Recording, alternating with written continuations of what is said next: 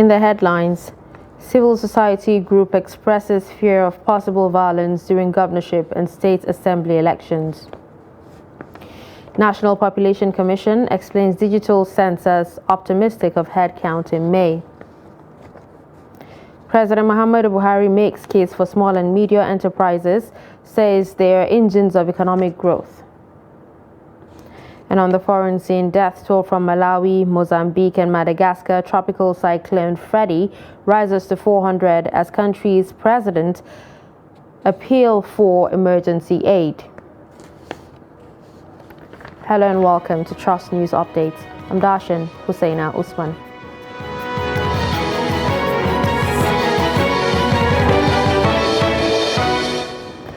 Now the news in detail.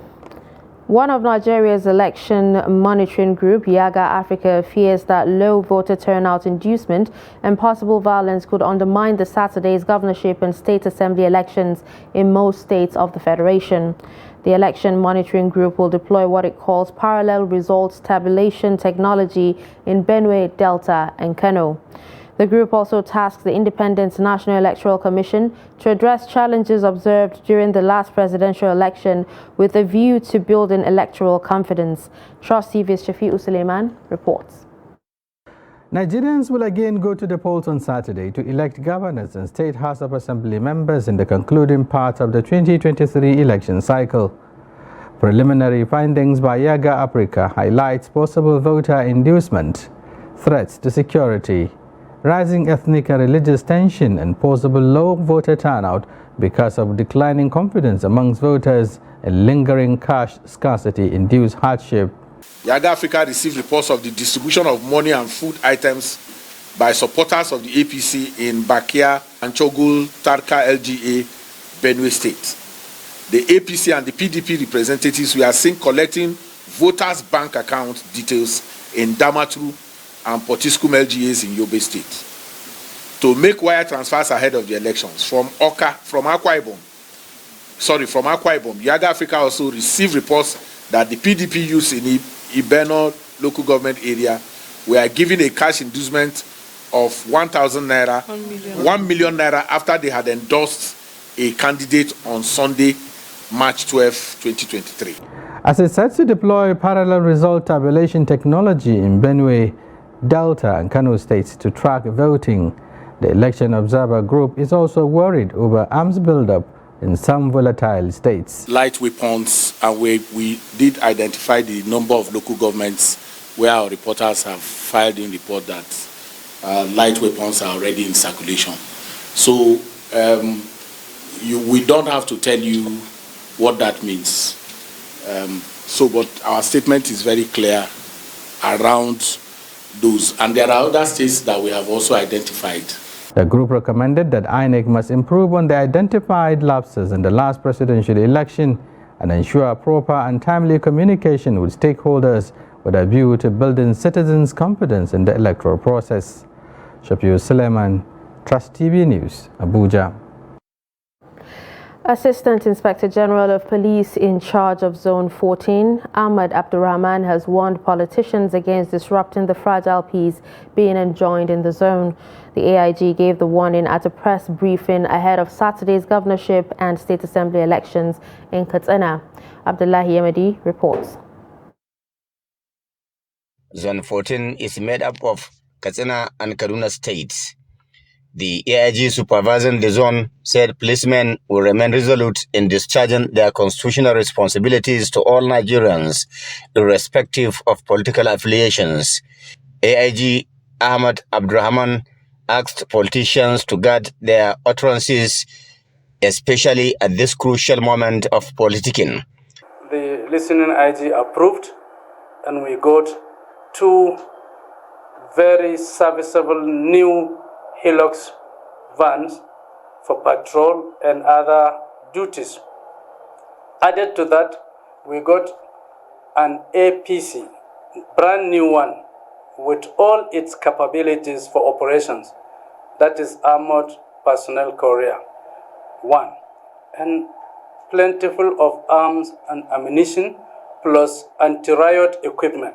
And we want to assure the good people of the 2 states Katsina, and Kaduna that the Inspector General of Police, who is the leader of the Nigeria Police Force, the lead agency in internal security, is ready to give them the secured environment, tranquil enough for each and every one that is, having the franchise to go and exercise his right. The Assistant Inspector General of Police also said his men and officers in the zone are ready to replicate the same act of neutrality and professionalism exhibited during the last presidential and National Assembly elections in the country. We want to assure the various political parties that are, vying for the elections that there will be no concessional candidates, there will be no anyone that is, being considered by the Nigeria Police Force ahead and above others. Everybody is equal before the police, and especially they will be given level playing ground to exercise their constitutional right.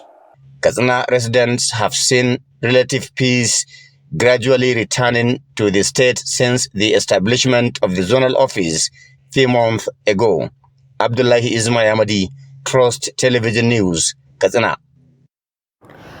Ahead of Saturday's governorship and assembly elections, police in Taraba State have deployed officers and men of the command to ensure peaceful conduct of the exercise. Commissioner of Police Yusuf Amudu Suleiman urges men to be non-partisan and professional while on election duty.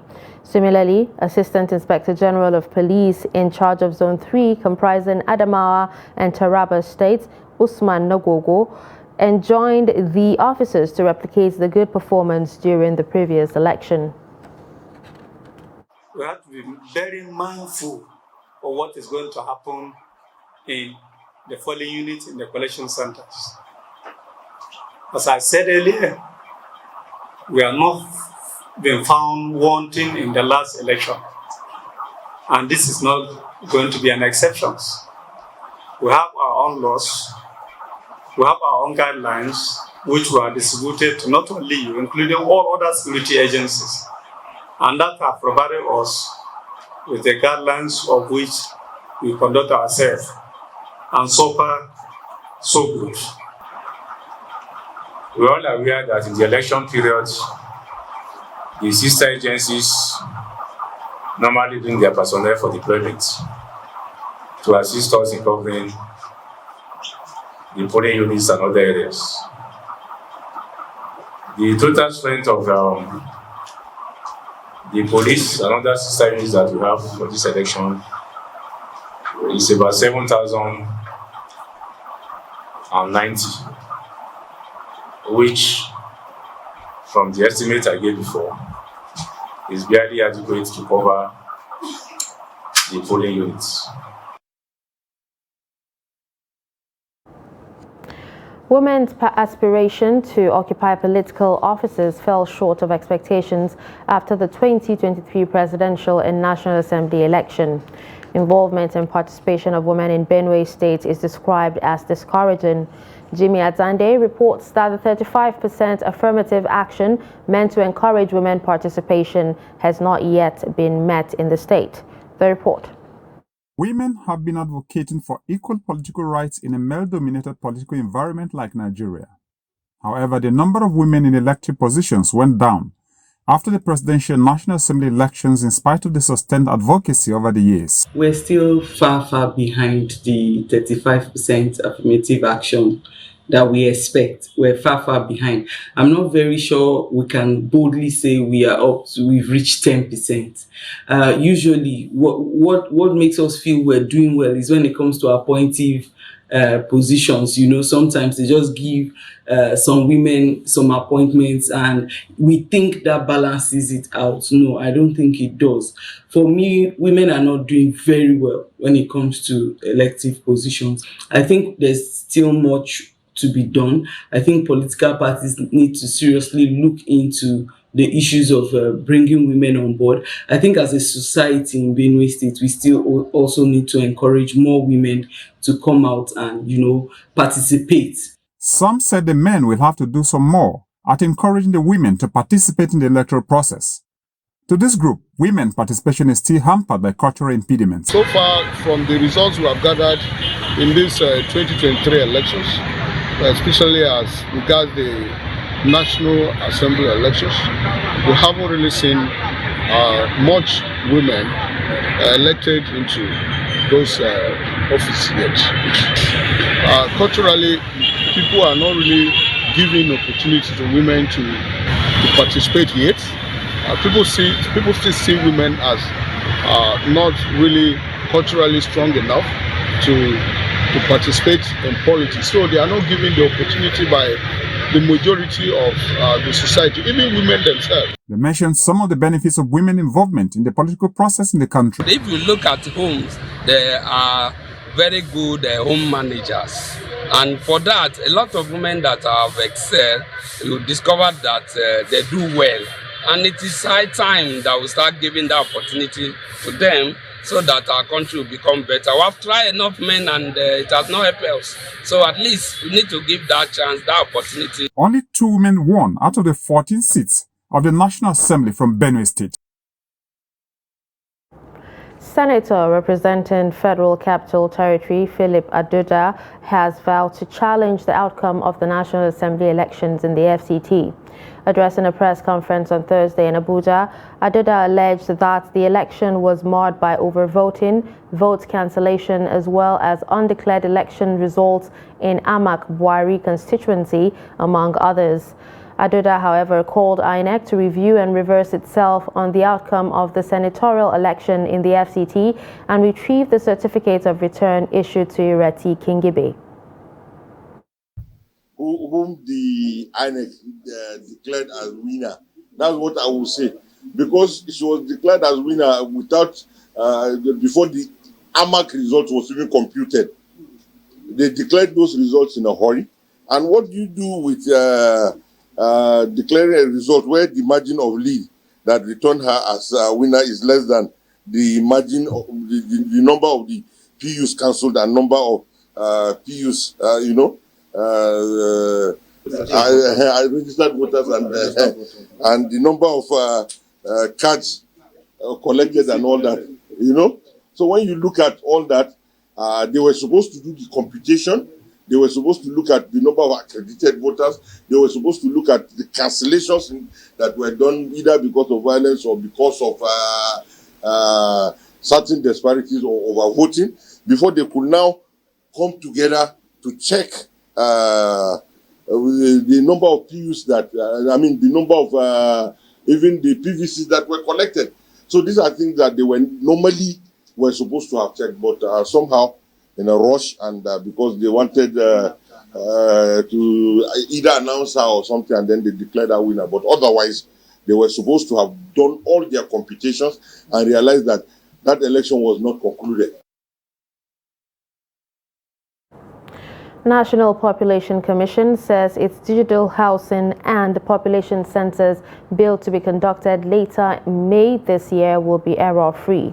The Commission's Director of Public Affairs, Isiaka Yahaya, says the Commission is doing everything technologically possible to make the 2023 digital census meet best international standard. Noel Samson reports. Population census was initially planned to hold in March, but postponement of election left government no option than to shift the dates to May this year. Information and data obtained from census assists the government to plan for its citizens, hence reasons why it has to be error-free. We are going to conduct a digital census, like you have rightly observed. What that means is that we are going to limit human interference in the census process. The data will be collected using what we call the personal digital assistant, in which responses from respondents will be captured automatically into the tablet and will be transmitted for processing to the server and then further analysis and evaluation. And the way it is done is that, the sources of error in census are manifold. It can be undercounting, overcounting, and enumeration, double or multiple enumeration. the methodology we're going to adopt, will make it possible to eliminate all these sources of errors. He also explained technologies deployed by the Commission to make the first digital census in Nigeria. We have divided the whole landmass of Nigeria into enumeration areas that can be covered by a pair of enumerators. So, and also, the EAD, or what we call the enumeration area, has been done in such a way that every building, has been captured. So on the census day, the question that will be asked is that if any house is not counted, it must be accounted for. So it will be possible in the tablet with the enumerators, all the houses have been listed and they must ensure that they go to all those houses. That also means that they cannot go to one household twice. The last official population census in Nigeria was conducted in 2006, and since then, successive administration could not conduct another exercise, recommended after 10 years. Noel Samson, Trust TV News, Abuja. You're watching News Update on Trust TV. Coming up after the break. Why some Nigerians are unemployable despite being educated. Stay with us.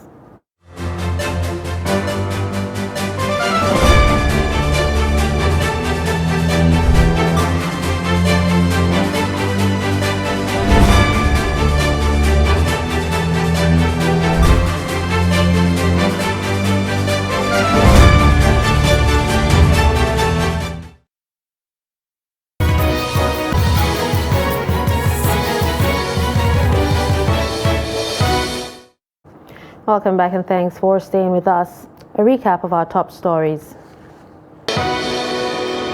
We told you that civil society group expresses fear of possible violence during governorship and states assembly elections. You also heard that National Population Commission explains digital census optimistic of headcount in May. Now moving to health, as part of the ongoing 2023 World Glaucoma Week, which holds from March 12 through 18, experts have called for regular screening as a key to preventing the disease. Known as the silent thief of sight, glaucoma is the leading cause of irreversible blindness worldwide, as its manifestation is mostly asymptomatic and therefore not detected early, hence the need for screening. Though the exact cause is not known, risk factors include elevated intraocular pressure, family history, race, being older than 40 years, refractive errors, thin corneas, and steroid use, among others. Presently, there is no cure for the disease, but experts say there are treatment options that can stop the spread of the eye disease. Most times with World Glaucoma Week, what we try to do is to do free screenings, free glaucoma screenings and workup for different people. And Nigerians, a lot of times, usually wait for periods of free screening before they have eye checks. Now, it's good because once they come for this free screening, we are also equally able to educate them, let them know on how regularly they should have eye checks and not necessarily wait for free periods of free screening for them to have their eyes checked. Now, also, this free screening enables more people to come to the eye clinic. And once they come to the eye clinic, we are further able to detect these conditions, different conditions, especially glaucoma. Now, over the years, in fact, almost on a per year basis, once we run this free eye screening, we almost always see at least maybe 5% of the people screened having glaucoma. So without this avenue to have their eyes freely screened for glaucoma, they may have not been detected until it's late. So one of the ways is the uptake. People usually, once we inform them about clinics running the free screening, there's a good uptake. They have their eyes screened. Luckily, a good majority don't have glaucoma, but at least for the few that have glaucoma, we are able to detect it. For some, early enough, for some, late enough. Every day in a year is a glaucoma day, is an eye check day, is a day to have your eyes tested. But we just set this week aside to ensure that we are able to educate people more, have certain amenities and facilities available to the public to access, and also see them, manage them, give them free treatment and educate them.